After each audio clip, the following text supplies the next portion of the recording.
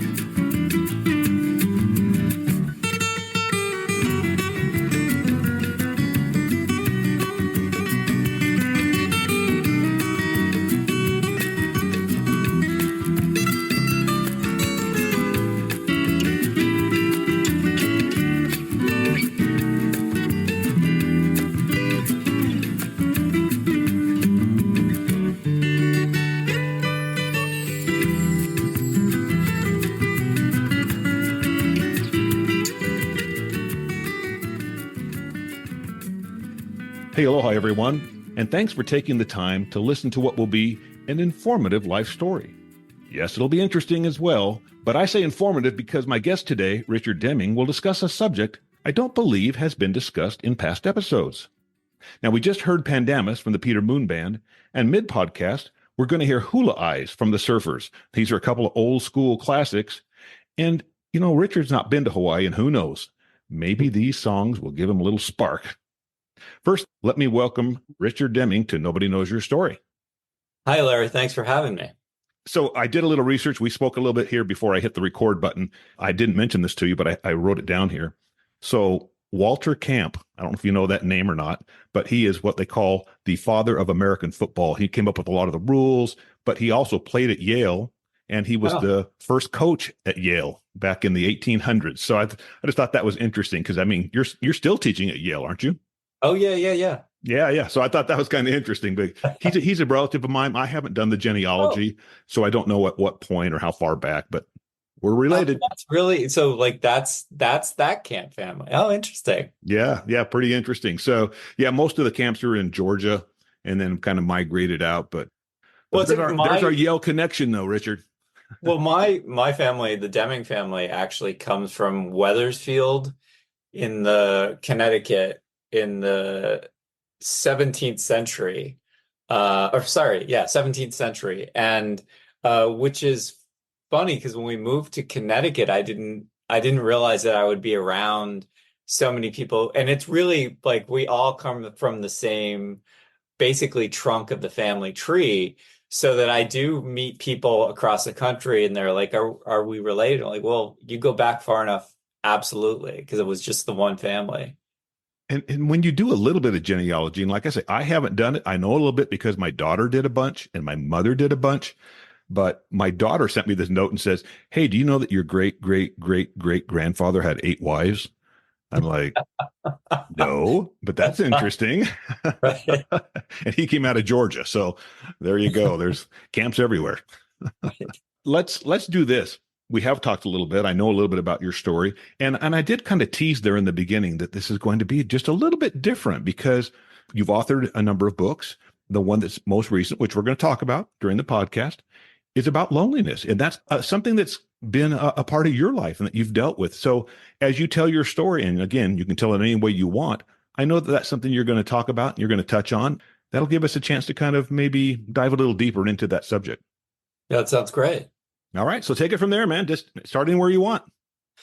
Something to do with loneliness, or where's a good place to start? Something to do with the Richard Deming life story. Maybe like where you grew up and some of your interest and what did you enjoyed as a youth? Things like that. Because a lot of the stuff that happens in our, younger years, Right. it kind of carries us on and motivates us and moves us throughout our life. Yeah, for sure. And I grew up just outside Boston in Hopkinton, Massachusetts, where the start of the Boston Marathon is. At the time, it was sort of a tougher town. My family lived on what we used to call a homestead, which was meant that, we grew all our own food and stuff, but it was not like a commercial farm. And my parents had jobs, but it was, something that they were pretty serious about. This is Eastern Massachusetts, so there's not a lot of farms, and we were the only one in town. Part of the nice thing about it is that that was still before things had really built up, so there was a lot of woods behind our house, like 100 or so acres, maybe more, and so that we could go back, relatively deep into the woods and go camping and not see anyone. That was really nice for me because I even, early on, I felt loneliness, like chronic loneliness is something I've always been wrestling with. And it was in some ways nice to have that kind of woods to go like disappear into and be by myself. But like when you're kind of in the woods like that, you don't feel it quite as keenly. And that's one of the paradox. It's not so much a paradox, but you can feel much more lonely in the midst of a city necessarily than the woods or someplace where you don't expect to see people. Did you have any Um, siblings? I did. I have a younger sister who's about 3 years younger, and I have an older brother, half brother. He moved out when I was about 10. He joined the Air Force. So it was mostly just my sister and me for much of the time, especially as the farm got really revved up. It was just, my brother was there at the beginning, but then left when the work got really hard. Yeah. Now, being that you were on a farm, was your farm then maybe a distance from other homes as well, or did you have any neighbors close by? Oh yeah, it wasn't like I mean that it really is like Eastern Massachusetts. So I mean, there was people directly across the street. It wasn't so suburban that it's like just a few feet, but it's not like a vast expanse like like where you are in Utah. Like that's going to be a lot of room between. There weren't sidewalks around us, but at the same time, it wasn't like I could look out my front window and see directly the house across the street. Got it. Did you get bused to your elementary school or to your junior high or your high school, things like that? I mean, it wasn't so Yeah. close that you could walk everywhere, right? Oh, no, no. Yeah, you couldn't walk, like there were no sidewalks and stuff. And yeah, and it was about 5 miles to the center of the town that I lived in. And so that we would take the bus, and there were fewer buses. There were fewer buses. And so like I was one of the last people on the bus on my particular bus route, and it would take over an hour for us to get home, which is a long time for a little kid. Yeah. Um, And here's why I asked those questions, because I know that you dealt with chronic loneliness. But on the other hand, you're on a bus for an hour, you have other kids there. If you're an introvert, that might not make any difference. And if you're an extrovert and you're just real all about and getting to know, and then maybe that's an opportunity to really get to know people at a deeper level and establish those friendships. My family moved around a lot, so I didn't have a lot of friends that I grew up with in elementary school and junior high because we just kept moving. But I've run into people, especially on this podcast, that have grown up, lived in the same house for like, all their youth, and they have lifelong friends that they got when they were in kindergarten or something. So, because I don't know where the chronic loneliness, where that starts with in a life, or if it's something that really does have to do with, and I would think maybe to a degree, with one's personality. yes and no. I mean, I think that one of the things that I looked at a lot was that loneliness is really kind of baked into human beings. For instance, this is my life story, but I do talk about it. John Cassiopo, who was a neurologist and a evolutionary biologist, wrote a book about loneliness, and his argument was that basically loneliness is a natural compulsion or need. It's like he equates it to hunger. We eat because we're hungry. And so he says, well, we get lonely so that we will seek out other people and create things and collaborate. And he's like, really, this is what civilizations are kind of built from, because people, rather than, locking themselves in their house, there's something that propels them to go and meet other people and interact. And then from that, they can develop things. And so there's a kind of evolutionary advantage to loneliness. It's when it becomes like hunger, like if it isn't satisfied, if it isn't the need isn't met, then it becomes an enduring pain. But it does mean that loneliness is something that we're all like given to or predisposed to.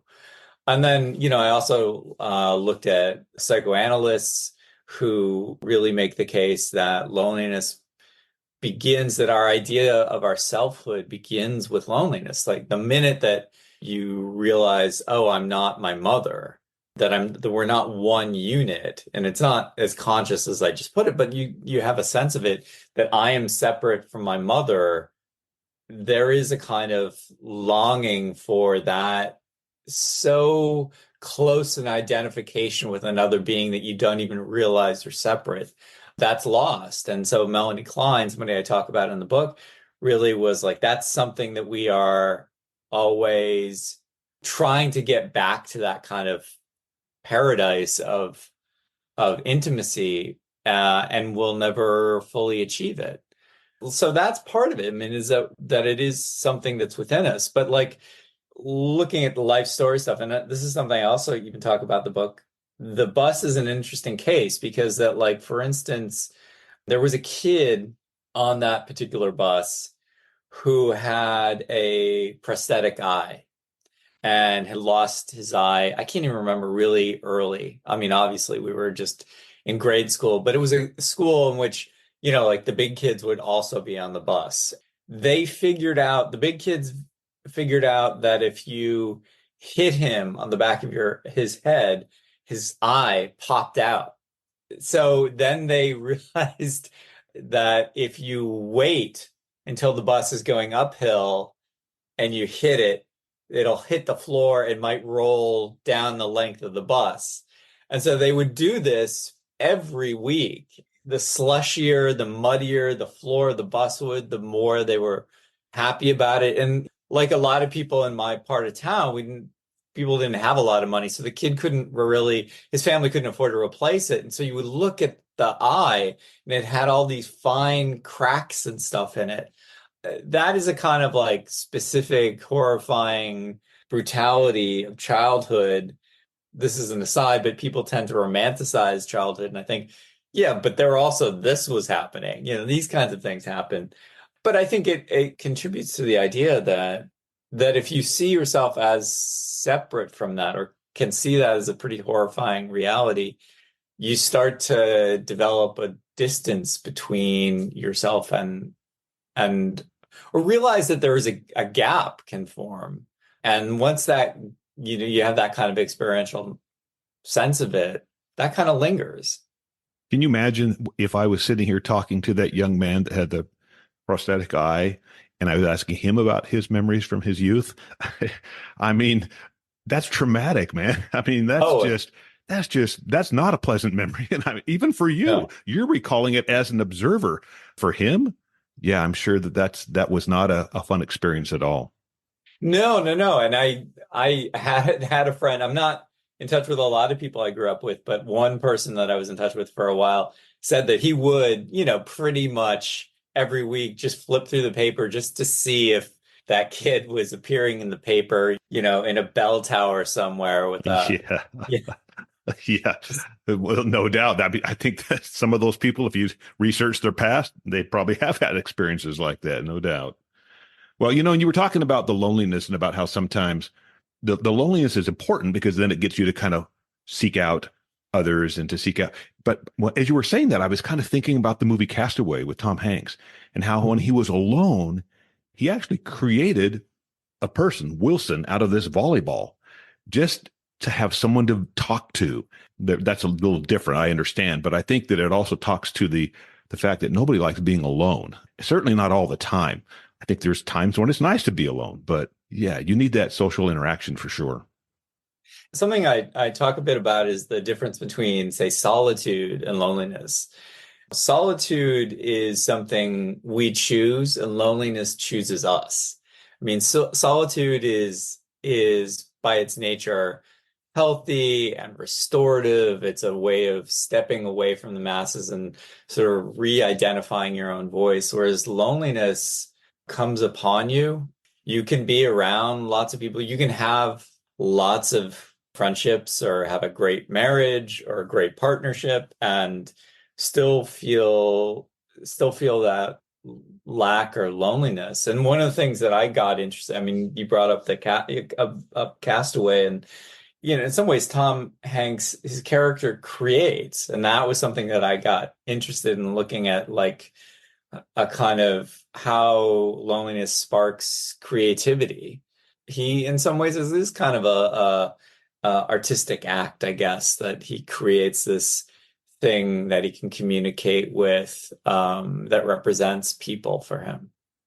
Let's talk just a little bit about, I'm staying kind of in your youth a little bit because I know that you kind of got into percussion a little bit at some point. I might have been in high school. I don't remember exactly, but I was going to ask you if you were influenced by music also, because music was a big part of my upbringing. And I was into rock and roll and on the Beatles and, all the bands of the 70s and the 80s. And I just wondered if the percussion was part of like rock and roll or more like a concert band, that type of thing. It started out rock and roll. Well, it started out kind of jazzy, but rock and roll was part of it, and then jazz. I got into music really early. I think I started playing when I was 5 or 6, drums. And my brother, like I said, was 10 years older than I am, and he was in drama. There was a period of time that the town actually had drama. And I was a little kid, like I was 7, my brother was 17. My parents worked. They figured out, oh, what an easy thing to do would be to have me go sit in the auditorium while my brother was at play practice. They would do a classic one half of the year, and then the second half of the year they would work on a musical. The musical that they did was West Side Story. Okay. And, I'm just really, and they put me in the auditorium because like that way the entire cast and all the teachers could keep an eye on me. It's big enough that if I want to color or do whatever I want, I can do whatever I want there and not bug anyone. But everybody could keep an eye on me. I mean, West Side Story is remarkable. I mean, the music is amazing, Mm-hmm. and the drums in particular are really amazing. My brother was in a rock band, that just like, I don't think they ever played a gig or anything, but it was like that was happening. So he was playing bass, and his friends would come over, and then I would go and see them, working on West Side Story and listening to the band kind of work through the complicated track and really listen to it. I, came home and I said, Mom, I want to learn drums. I mean, actually, I think I first came home and said, I want to learn guitar. And they said, your hands are too small. You'd have to start out on a ukulele. And I was like, can I be a drummer? I want to be a drummer. And and it started there. And I got pretty serious about it because it was also the only way that the town that I grew up in now got very gentrified and is really pretty swank. And the public school is like one of the best in the country. And when I was there, it was definitely not the case. But being in music, you could kind of be an intellectual without people realizing you were being an intellectual. You couldn't talk about jazz or classical, but you could talk about Rush, and like you could talk about that kind of stuff and like channel it, and people were like, yeah, no, that's cool. And so it just felt like that just felt like an identity that I could really connect with. and that gave me kinds of permissions to be myself in ways that I didn't really have permission otherwise. So I noticed you mentioned Rush. So did you like Neil Peart?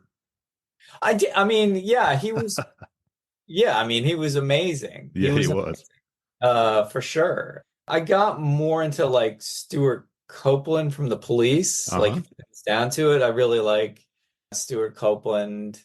But I also got really into, at a certain point, I really got into jazz, which was weird because not anyone else in the town was. Like I was really the only kid into jazz, but really, really loved it. So if you like jazz, I mean, there's lots of different kinds of jazz.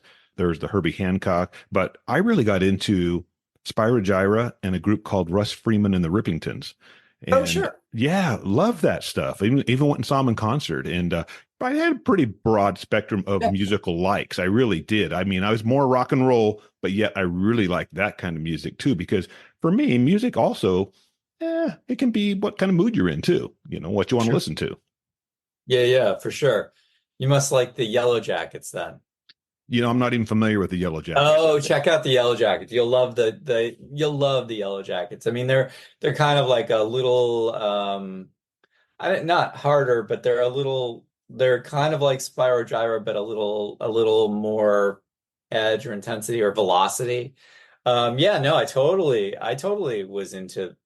I mean, I was, yeah. I mean, I liked bop and hard bop. Like Miles Davis is really the guy for me. It's only recently that I had this revelation that like what I really wanted to be, as much as I loved jazz, which was a lot, and I was living in Boston, I had this fantasy of like living, I was very specific fantasy, but I wanted to be a jazz drummer who lived above a Chinese food restaurant, and I would know them so well that they would give me all kinds of free food, and I would just basically live on that and play all night and come home, and then yeah, I mean that was a real fantasy of mine. In reality, what I wanted to be was a studio musician. And I wanted to be someone basically who could play anything, maybe not have as encyclopedic a knowledge of a particular genre if you studied it all the time, but like, really strong and you could plug into any situation. And only recently, I mean, I was pretty serious about that. And like that was really what I wanted to do. And then only recently did I realize, oh, that's the kind of writer I became, which you would think would be obvious, but it's not. Like I write all kinds of different things. And it was, I think, some ways like a kind of continuance of that, a continuation of that, wanting to be able to like move across boundaries and do the thing that I most wanted to do in that moment. And I can play like 20, 30 instruments, but I can't Oh play yeah. any of them really well. And so yeah. And so I mean, I played French horn in, concert band and orchestra, and I played drums for a number of years. Did you? I can play the guitar a little bit. I can play all the brass instruments and different things, but I can't really play anything really well. And so I would trade it. I would trade all the other stuff just to be able to do one of those really well, because I just think that would have been more fun. I could have taken it maybe further, rather than just entertaining people at the house for 5 minutes, or something. So, and you were talking about being able to play all those parts. That's where Toto came from. Toto was a bunch of studio musicians who formed a Yeah, band. yeah, And yeah. you look at the Just Eagles, guitar. Eagles used to just be the backup band for Linda Ronstadt, and then they formed a band. And so that would have been fun. I could see why you would want to do that. Yeah, I mean, if we're really going to get into it, like Vinny Colaiuto was really huge to me, and he was the guy he played with Zappa and Sting, and like all. Steve Gadd was another guy who like just played all these different ways. Just seemed really, really amazing. And I guess maybe it's some way of like maybe it's a kind of internal fantasy of wanting to fit in anywhere, I suppose, or just not. that's one way of looking at it. Another way is like not wanting that kind of limitation. I don't know. I don't know, but it was definitely the thing that really pushed me forward and wanting to sound authentic too.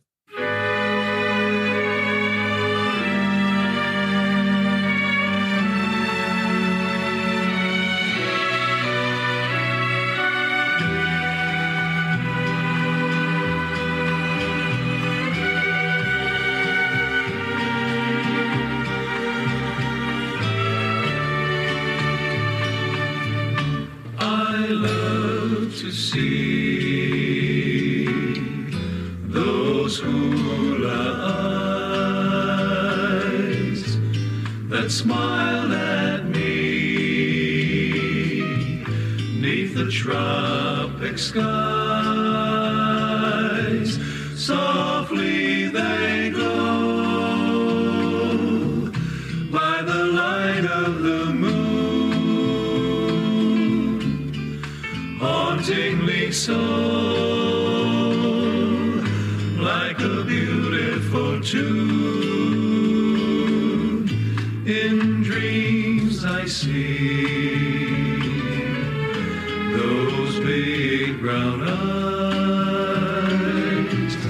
inviting me to paradise. Those lovable, adorable eyes to hypnotize, 'cause I'm bewitched by hula eyes.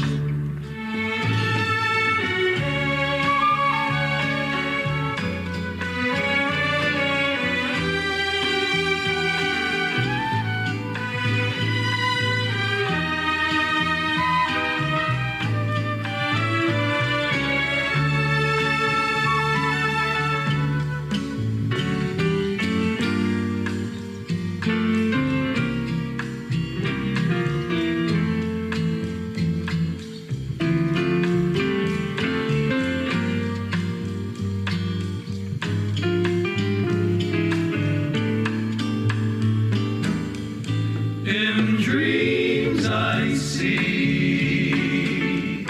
those big brown eyes inviting me to paradise. Those lovable, adorable eyes to hypnotize, 'cause I'm bewitched by hula eyes, 'cause I'm bewitched by hula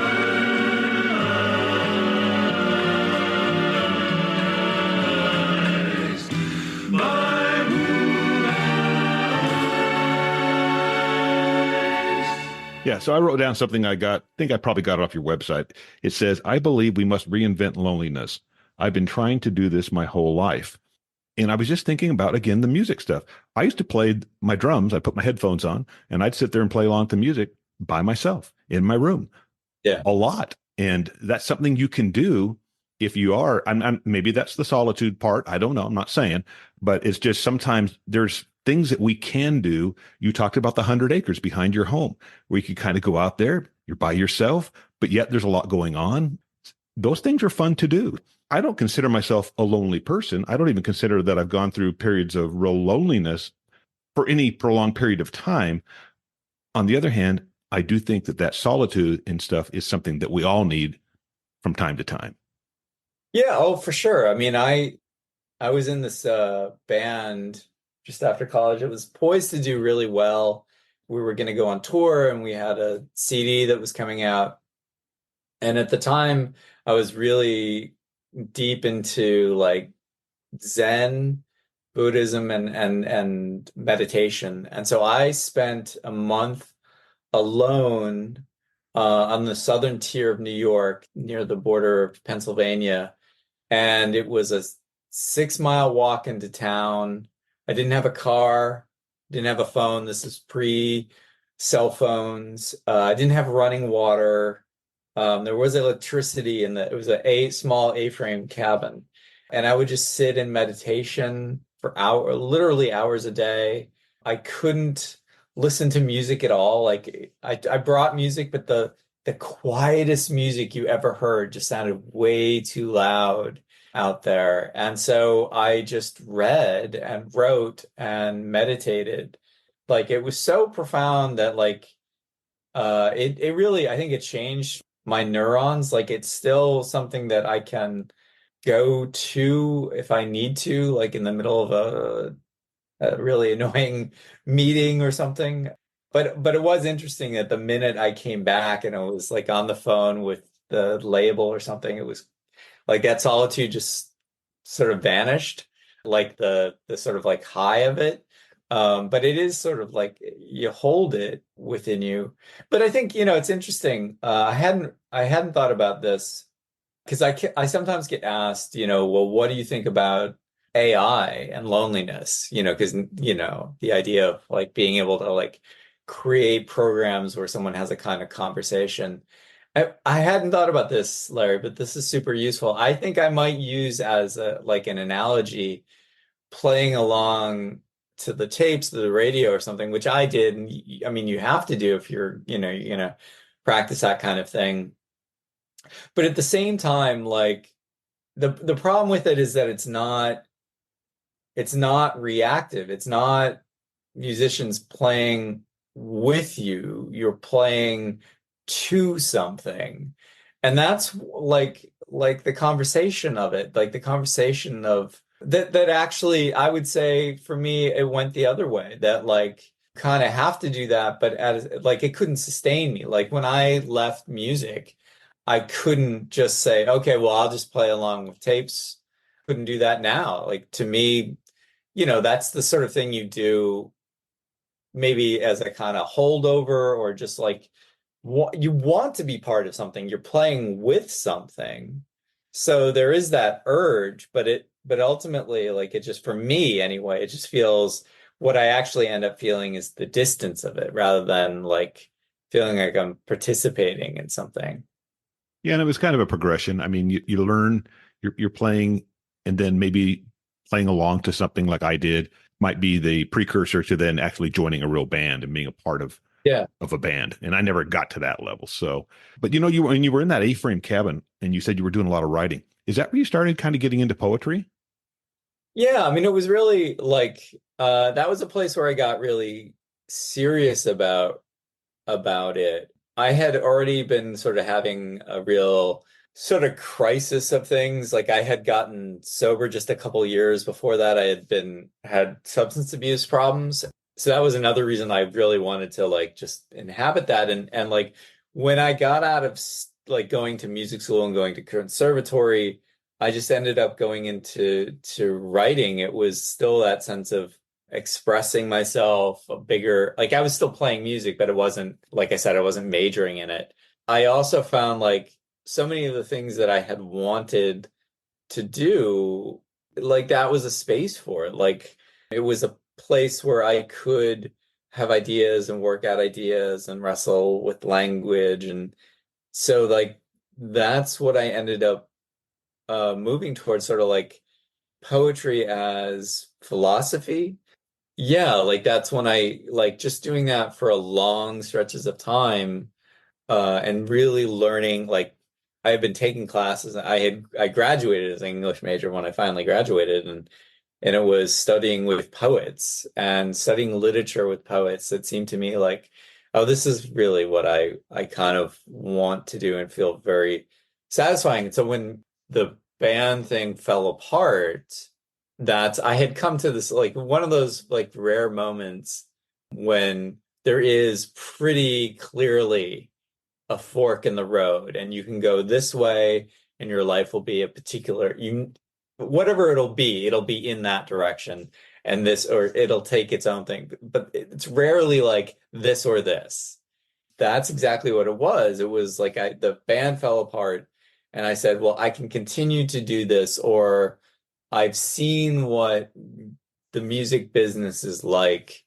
I haven't seen this other life, which would be going to graduate school and if for English and literature and writing, where would that take me? And so I got a taste of the, it's like I took a step or two down the one road, saw that it wasn't really the way to go, and decided to go the other way. And, that's made all the difference, as they say. You know what? At least you could see it. You took like you say, a step or two down that path and saw, you know what? Probably long term, this doesn't make sense. It's like when we moved back from Hawaii. I think I would have stayed longer, but my wife, and thank goodness I listened to her, but she could see the writing on the wall that, hey, economically, this isn't going to make sense as we get older to stay here because, and this was in 2016. So, I mean, and it's just gotten crazy in the last 8 years over there on how much everything costs and the Oh, expensive really? things. Oh man, COVID really did a number on Hawaii. And then post COVID, for a year and a half or whatever, there was really no tourism. And Yeah. so what happened was once it was reopened, I think the people are like, well, I'm going to make all the money back that I lost in that year and a half. And so all the prices on things, I mean, almost have doubled in, like I say, pre-COVID. So yeah, sometimes you just have to, and I'm sure there was a part of you that wanted to still kind of see where that music might take you, but you just had to kind of do the adult thing, right? I mean, you just had, that's what I call it sometimes, even though I was like 60 years old when we came back from Hawaii. Yeah, no, I mean, I think, there was a lot of writing that was already kind of on the wall. And so like the band, like basically the short version of the story is that the band, the label fell apart just days before the tour was supposed to kick off and just days before the CD was supposed to appear. That's where I really saw how much of it was really a business rather, like they don't, what is it? They don't call it show, they call it show business. And Hmm. it really is a business. And I had been studying with people in the classical side of things that, this was a rock band, but I had, studied with people in the classical side of things that were, just kind of piecing it together. And I saw enough of that to realize that like, oh, that's kind of like you want to imagine that you're gonna be, Stuart Copeland, but the reality is probably not the case. And yet I had had enough of a taste of the fantasy, which was, we were salaried. I was the music director, and so like I got to really like exercise my chops in this really cool way. And then when the money was suddenly gone and I realized, oh, that's how this how this thing works.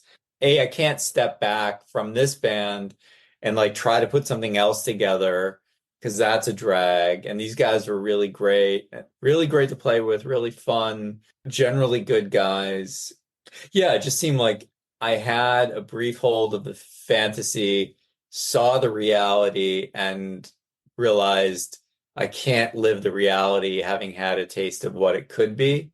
Like if I had never known, that might have been something else, but having had a taste of it and seeing how it wasn't really satisfying for other people as well, that, I thought, yeah. And it has, I miss working like with a group of other people on the very same thing, as frustrating as that could be.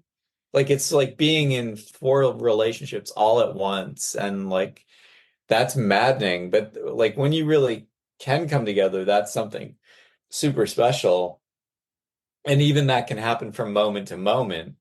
And I do miss that, but I realized when I walked away, I was just really able to unplug, and I don't really miss it too much. The only thing and the other problem is that like once you get down the road, and maybe it would be different if I played something other than drums, like if I was a guitar, something I could play by myself, but it was, drums, percussion is something that you have to do with other people.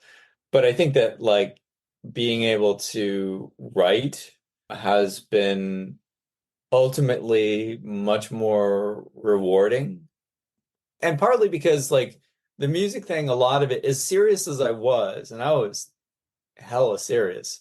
It had always been for a long time, it had been like very outward. Like that's where I got attention. Like people would be like, oh, he's a drummer. Oh, he's pretty good. Like I would get attention from that. So that like when I was at conservatory, a wrong note felt like I mean, I have kind of perfectionist tendencies anyway, but that like just brought out the worst of me. And when I switched to writing, that had always been much more sort of healthy and sort of like coming from within me. And it wasn't directed like, okay, there could be an audience, but this is really coming from me and for me. And it has always been healthier. I mean, I think, the arts, no matter what form, has a lot of complexities, a lot of emotional intensities, but it just always came from, it had a healthier battery, I think, from the beginning. I just kind of want to talk a little bit about what you've done professionally. So I know you're at Yale right now. Do you enjoy teaching? Do you enjoy? My parents were both school teachers. That's Oh, wow, vastly cool. different than being at Yale or a professor, but there's a certain joy that they would get from seeing a student finally understand a concept or finally grasp, get it. And I just wonder if that kind of conveys even into, the college level.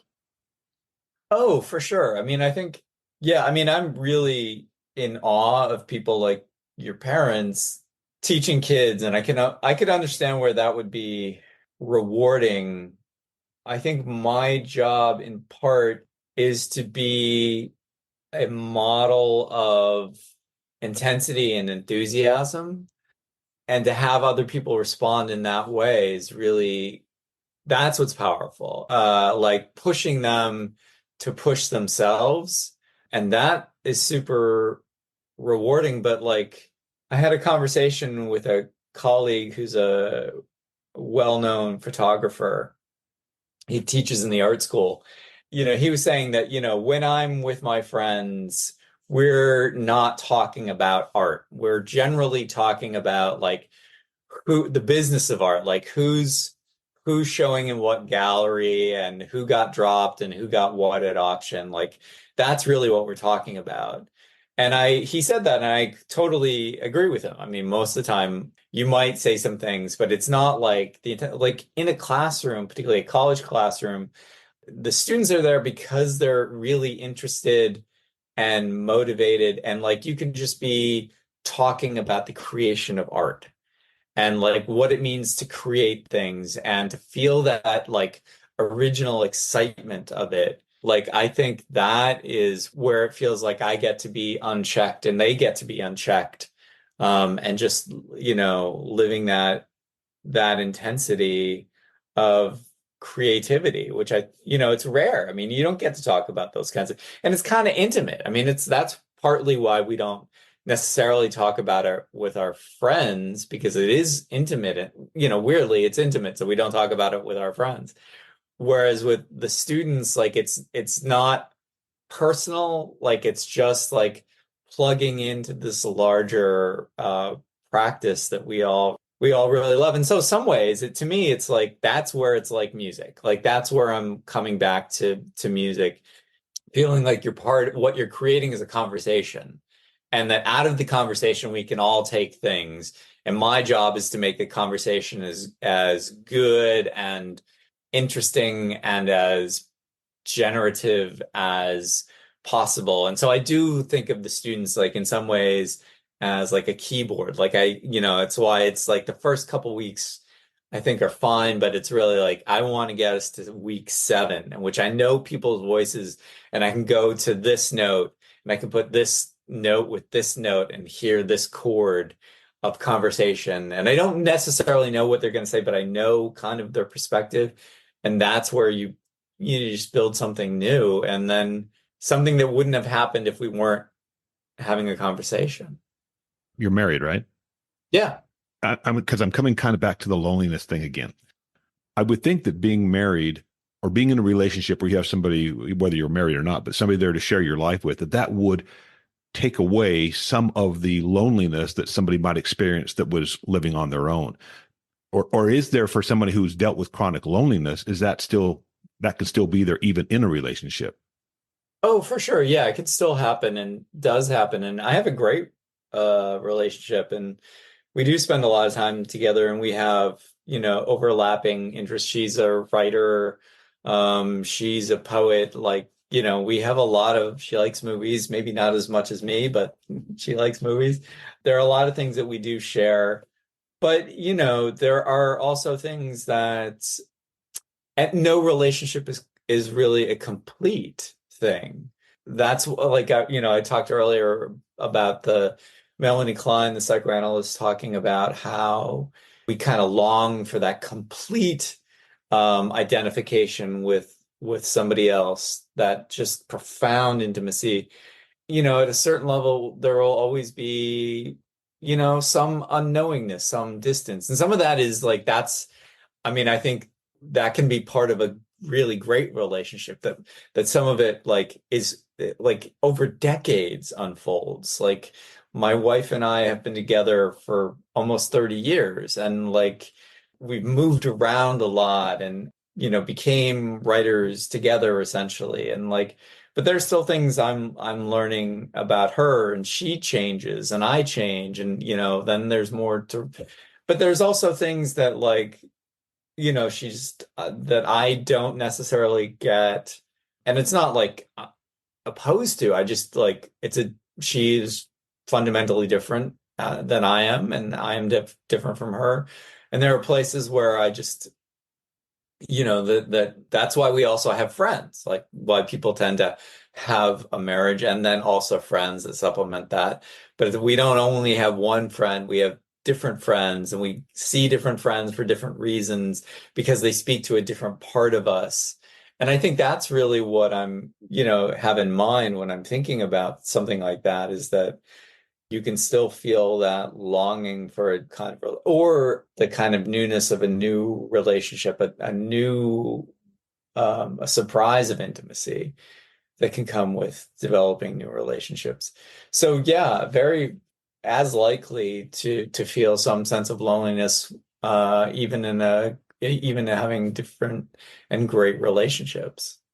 And we're kind of a composite of our relationships Yeah. and our friends and things like that throughout our lifetime. And there's no doubt. And I know that I've been with my wife for 44 years. So I mean, we've had a lot of ups and downs, as you can imagine, in that number of Right. years. And I think it's actually strengthened our relationship and brought us closer together. So I think that happens, especially over time, especially as you deal with tragedies and happy times and just memorable experiences.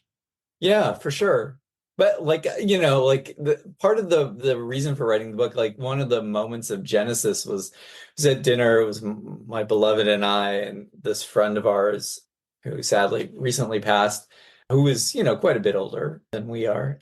I had been talking, I really am a big fan of horror movies. I had been to, she knew that. I think in the conversation I might have mentioned horror movies. She was a poet, a writer, and she knew that I'm really into poetry.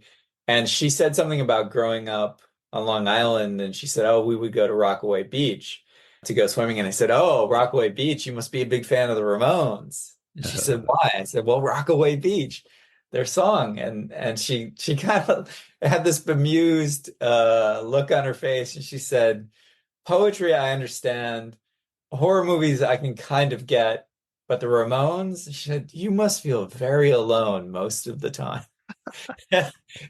And it's because there are like these are the different aspects. Like nobody except me kind of has all the interests that I have. And so that there is this way that like sometimes you're just having that conversation alone, like my beloved will never really be into Miles Davis. That's a good example because I've been to like 180 concerts and I'm dragging my wife to go to concerts. You know what I mean? I mean, Yeah. she'll go along, especially in the early years, she would accompany me. Now she's just like, yeah, why don't you go with one of your friends? Well, listen, hey, let's wrap up and let's talk about the exquisite loneliness because that is your most recent book. I think it came out last year, and yet it's a little different. I mean, from what I read about it, it's basically six stories, right? Kind of like, Yeah. yeah, yeah, and of course, my podcast is all about people telling their stories, so you can see if I found that interesting. Yeah, talk about that a little bit. Yeah, I mean, I figured like if I just wrote about my own loneliness, I would only get so far. Like it would be just sort of like a closed circuit. And I really wanted to like, you don't cure loneliness, but you can understand it. And so I wanted to come at it from different angles and look at people's lives and see where kind of loneliness begins. And there were people that were all thinkers or artists or writers who pretty consciously thought about loneliness or saw loneliness as part of what they were wrestling with or against. And that was really, a lot of it was coming from that. And some of it was things that like I knew, like I write a little bit about the actor Philip Seymour Hoffman. We had some things in common. And I was writing an essay about his movie, a movie that he starred in, Synecdoche, New York. And my friend Joshua, with whom I had gotten sober, he was living in Portland, Oregon, and he gave me a call and said, "Hey, that guy you're writing about just died." And I said, "Who? Philip Seymour Hoffman?" Hoffman had basically relapsed, died of an overdose. I realized that these were the stakes of loneliness. So I was sort of looking at his life a little bit. And then that's when I was like, okay, I need to bring in other people to really think about. The first one that I went to was Melanie Klein, the psychoanalyst. She had been a sort of protege, a bit of Freud. I had turned to her because I used to have lunch every 6 months or so with this philosopher at Harvard. He had never been my teacher, but he was sort of like kind of like a mentor, certainly like a kind of a hero of mine. And he lived very close to where I had been a musician and where I'd been drunk and high a lot. And I just like there was a strange juxtaposition of feeling like if I'm sitting at this restaurant looking out the window with him, I'm gonna see myself go by, like my younger self. And he was writing his memoir, so he was close to 80 at that time. He had also begun as a musician and had a basically kind of a breakdown, spent the year reading Freud and then became a philosopher. And so we had that sort of in common. Like I had been a musician, kind of had a breakdown, started reading poetry. His philosophy as a philosopher meant a lot to me. And so for some reason I just said, "Hey Stanley, do you ever get lonely?"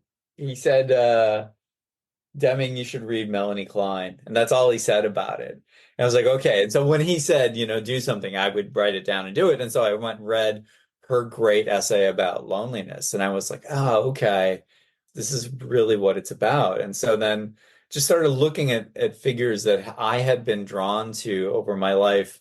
One of them was the Rod Serling, the creator of the Twilight Zone. Hmm. The painter Egon Schiele, um, Walker Evans, the photographer, Walter Benjamin, the German Jewish intellectual, uh, Zora Neale Hurston, the novelist. And all of them had a different perspective on loneliness that was really profound for me that I thought, oh, I'll tell their story and not their whole story, not their whole biography, but like the biography of their loneliness and really kind of, and like, Zora Neale Hurston was one that really, like, she has a really interesting story about when she kind of realized that she was different. She was a little kid and she was living in Florida and she had stolen an egg from her parents' chickens and she didn't want to get in trouble, so she hid on the neighbor's porch. I mean, so not great hiding. She said she fell asleep, but what she had weren't dreams, that they were really visions, and she was like 7 or 8, and she remembered them very vividly for the rest of her life, and they were just images that she said were really the map of her life. And she kind of came out of that feeling like I've had a profound experience, even as an 8-year old. And she said that she would be on the playground and she felt this cosmic loneliness. And she was like, it's a good thing that not everybody has these kinds of visions. It marked her as special, but it was also the thing that being special kept her apart. And the rest of her life was informed by that whole thing. And that's really the sorts of things that I wanted to like look at. And then so what did she do with that? And what Zora Neale Hurston did, she was African American. She was like, there's this rich oral tradition of all these folk tales, but nobody ever collected them. So she went around and collected them, doing a kind of ethnography, and that made her feel more connected through these stories. And then she started writing her own stories, her own novels. And I think, that's really what got interested in. It's like, okay, I feel lonely. What is the response to it? And it's usually to create something that will bring, not to express the loneliness, but to bring other people into that loneliness so that we share it and share our own lonelinesses. Yeah. So somebody reading this book that might be lonely, they're not going to read this and, oh, I'm not lonely anymore. But maybe they'll just kind of get a different perspective and a different understanding that there's lots of lonely people out there. And this is how they have connected or what they have done to still just be okay, I guess, with life. I mean, I couldn't help but think a little bit about Robin Williams. Now, I'm not saying Robin Williams is lonely. I personally think he probably was at times, but obviously very brilliant guy, funny guy, but yet not super happy all the time. I think sometimes that we associate that with like somebody who's lonely must not be happy. And I don't even know if that's 100% accurate because I've had so many different people tell their stories on my podcast. And at different times, as I'm listening to them, I'm thinking, oh, that sounds pretty sad, or that sounds like an unhappy period in your life. As I talk to them, especially sometimes when we're finished with the recording, now we're just sitting here talking. I'm like, oh, I had it wrong. They really weren't unhappy. It was just a phase in their life, and they kind of went through it or whatever. Or it's for somebody like loneliness, it may be something that's a part of their life throughout their whole life, but they've just learned to kind of work around it and just have it be a part of their life, but not their entire life. Yeah, I don't know if that makes any sense, but that's just some of the things I was thinking and just wanted to share. So. Yeah, for sure. I mean, I think it's like if we go back to we were talking about music, I mean, I think it's like that, sort of like, singing a sad song together. You still are feeling it, but you feel connected through that kind of that sadness or that loneliness. So it's sort of like a kind of like, yeah, you're going to feel alone, you're going to feel lonely, but you don't have to be alone in your loneliness. And also a lot of it is it's a huge thing. And I know we're running short, but the shame around loneliness, like even just like that's something I wanted to do was just be like, if I'm upfront about it, then that will help demystify or take some of the stigma away from it. That if people are seeing like, oh yeah, you can talk about loneliness, you can talk about depression, like to like make it something that isn't just a pathology and just part of everyday life, then it takes that shame away. And that then makes us feel a little less lonely. Yeah. And like you said, you don't have to be alone in your loneliness. I thought that was a great line right there. So, well, hey, I like learning stuff all the time. And you know what I'm going to do after we finish this is I'm going to check out the Yellow Jackets. You should. Yeah. You'll love them. Yeah, well, coming from you, and as we've already talked about Spyro Gyra and Russ Freeman, so I know I will. I mean, if you're recommending it, there's no doubt in my mind. For sure. All right. Well, hey, Richard, I sure appreciate you taking the time today to tell your story here on the podcast and to, kind of talk about something that maybe doesn't get talked about enough. And certainly everybody, I think, experiences at some point, right? I mean, to different degrees maybe, but it's universal thing that we're all going to experience. Yeah, no, I appreciate that. And I loved having the conversation with you. It made me feel less lonely. All right, buddy. Well, hey, listen, everyone, check back in 2 weeks. We'll have another interesting guest. And check out Richard's book. I'm going to put the links to it in the show notes. And so once again, Richard, appreciate it, man. Thanks a lot. Love being here, Larry. Thanks so much.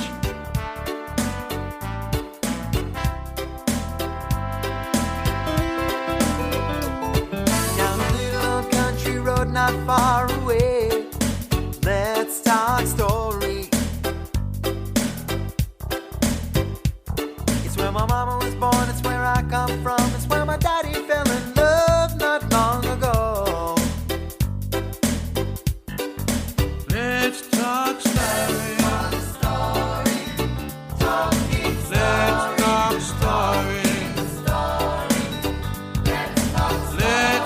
love story.